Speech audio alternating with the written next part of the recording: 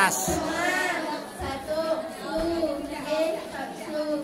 Apalagi di puskesmas kemarin banyak yang bergejala batuk demam.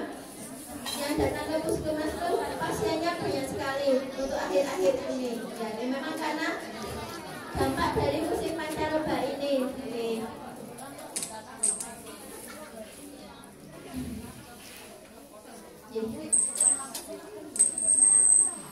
Kenapa kok virus dan bakteri bisa berkembang pesat menyebabkan penyakit? Karena memang perubahan suhu atau cuaca yang sangat ekstrim yang menyebabkan lingkungan sekitar itu lembab. Karena bakteri dan virus itu suka pada lingkungan yang lembab. Maka dari itu jika kita virus bakteri itu masuk ke tubuh kita, nah dilalai tubuh kita itu sedang tidak dalam kondisi fit, maka virus dan bakteri itu bisa berkembang menjadi sebuah penyakit seperti itu. Nah, maka dari itu ada beberapa tips yang bisa saya sampaikan untuk agar kita tetap bisa menjaga daya tahan tubuh kita, agar walaupun di dalam tubuh kita ada virus dan bakteri, tapi minimal virus dan bakteri itu bisa dilawan jika kita menjaga daya tahan tubuh kita.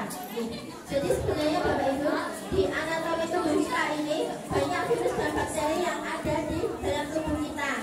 Tetapi kenapa ada yang sakit, ada yang enggak, itu tergantung sama daya tahan tubuh kita seperti itu. Jadi virus dan bakteri itu bakal menyerang kita, menyerang aktif di dalam tubuh kita bila daya tahan tubuh kita menurun. Nah, ada beberapa cara untuk meningkatkan daya tahan tubuh dan sangat murah, sangat gampang sekali, yaitu dengan cara menerapkan germas. Bapak Ibu ada yang pernah dengar germas? Nah, Gerakan masyarakat sehat. hidup sehat. Nah, ini yang sedang kita sudah kembangkan sekarang untuk kita menggalakkan lagi gerakan germas. Apalagi ini untuk pandemi COVID ini sudah mulai menurun, kita sudah mulai beraktivitas seperti biasa, dan selama 2 tahun pandemi COVID ini germas itu malah agak terlupakan Bu, agak terlupakan karena memang kita tidak bisa beraktivitas di luar kayak biasanya. Nah, ini makanya germas itu digalakkan lagi oleh pemerintah. Nah, gerakan masyarakat hidup sehat itu ada beberapa komponen yang bisa kita lakukan. Yang pertama yang sudah tadi Bapak Ibu lakukan apa? Olahraga. Sehat, atau itu bagian dari aktivitas fisik, aktivitas fisik minimal 30 menit sehari. Aktivitas fisik tidak harus dengan olahraga, bisa juga dengan kita berkegiatan seperti biasa. Contohnya menyapu, mengepel, apalagi mencangkul. Nah, itu juga sudah termasuk aktivitas fisik. Lebih baik lagi kalau ditambah dengan olahraga. Seperti yang Bapak Ibu lakukan tadi sudah mengadakan gerak jalan itu juga sudah termasuk aktivitas fisik. Dan aktivitas fisik itu sangat gampang dan murah sekali, bisa dilakukan di mana saja. Bisa dilakukan di rumah, di tempat umum, juga di tempat-tempat kerja. Nah, untuk tempat kerja kan karena mungkin untuk Bapak Ibu yang pekerja terutama, kita kan jarang untuk melakukan aktivitas fisik secara rutin. Nah, itu mungkin di sela-sela jam-jam istirahat kantor mungkin bisa dilakukan peregangan sederhana di kantor. Peregangan sederhana cukup peregangan tangan, kaki, itu juga sudah termasuk aktivitas fisik.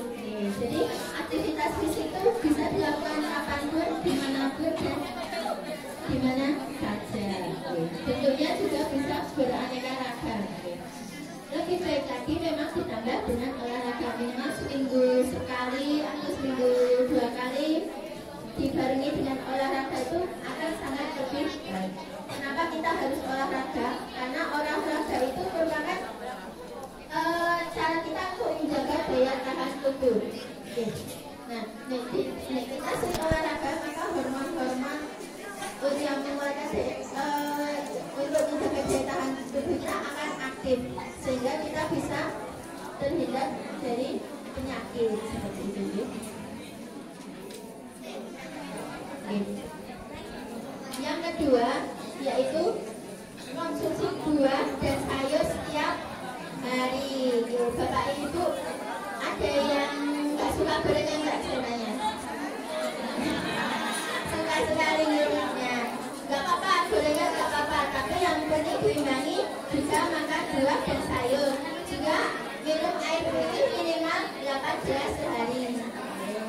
Buah dan sayur itu sangat penting. Kenapa? Karena buah dan sayur itu banyak mengandung yang namanya vitamin dan mineral. Nah, vitamin dan mineral itu baik untuk menjaga kesehatan atau daya tahan tubuh kita agar tidak tersakit penyakit. Apalagi sekarang musim pancaroba ini banyak virus-virus yang bisa menyerang tubuh kita yang bisa menyebabkan penyakit. Ya, salah satunya itu dengan cara agar kita terhindar ya kita harus menjaga daya tahan tubuh kita ya. Yang pertama tadi dengan aktivitas fisik, yang kedua dengan konsumsi buah dan sayur setiap hari. Agar bisa juga diimbangi dengan kita makan makanan sehari-hari itu dengan gizi seimbang. Kalau dulu semboyannya apa Bapak Ibu? 4 sehat, 5 sempurna.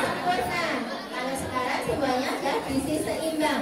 Maksudnya gizi seimbang itu dalam satu porsi makanan itu diharapkan gizinya itu ada porsi-porsi untuk karbohidratnya seberapa, sayurnya seberapa, lauknya seberapa, dan buahnya seberapa itu sudah ada takarannya sendiri. Nah, kita ada kampanye namanya isi piringku.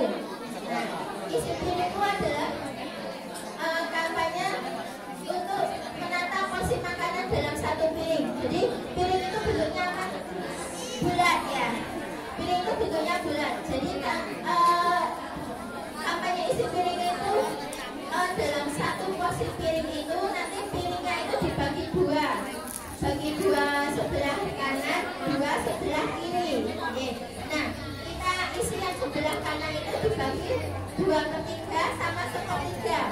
2/3-nya diisi nasi, 1/3-nya diisi lauk.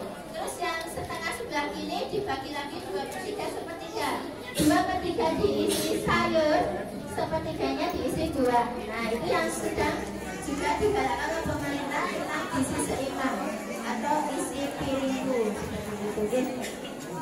Terus yang ketiga apa? Yang ketiga adalah gerakan Durnas. Yang ketiga adalah apa? Kurangi asap rokok. Ya. Jadi tidak dipungkiri guys, kan rokok itu kan memang dalam iklannya itu kan memang berbahaya ya. Nah, kalau bisa memang kita harus mengurangi untuk asap rokok ini. Kita ada gerakan namanya merokok di dalam rumah. Ya, kita memang untuk mengatasi permasalahan rokok ini memang agak sangat sulit ya, untuk mengubah perilaku dari yang belum merokok untuk agar tidak merokok itu memang sangat sulit. Tapi minimal yang bisa kita lakukan ini kita merokok tidak di dekat dengan yang bukan perokok atau perokok pasif. Kenapa? Karena untuk menghindari bahaya-bahaya yang ada pada asap rokok.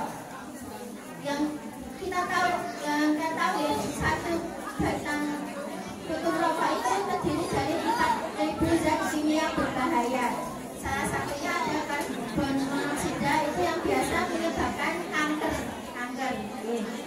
Nah, dampak dari rokok ini malah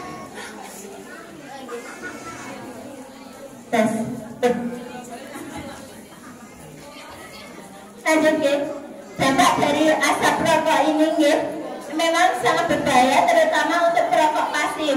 Jadi kan perokok itu sebenarnya ada dua Bapak Ibu semua.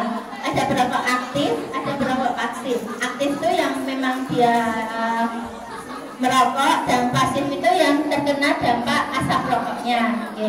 Nah, dampak yang paling berbahaya itu malah dampak pada perokok pasifnya. Karena untuk perokok aktif kan dia mempunyai kemampuan nyedot rokok, juga bisa dikeluarkan lagi ya. Tapi kalau perokok pasif itu sudah jika sudah terkena asap rokok tuh asapnya itu tidak bisa dia tidak bisa mengeluarkan asapnya lagi. Nah itu kenapa untuk dianjurkan tuh merokok jangan di dekat terutama anak-anak dan ibu hamil seperti itu gitu. Karena memang dampak asap rokok ini sangat berbahaya. Lebih bagus lagi kalau mungkin di lingkungan sini gitu, untuk apalagi mungkin di masjid ini diterapkan kawasan merokok. Ya sudah dilarang merokok, sudah ada kawasan diterapkan untuk kawasan tanpa rokok. Memang untuk KTR ini sudah diperjukan, sudah diperjukan oleh Bupati Sleman.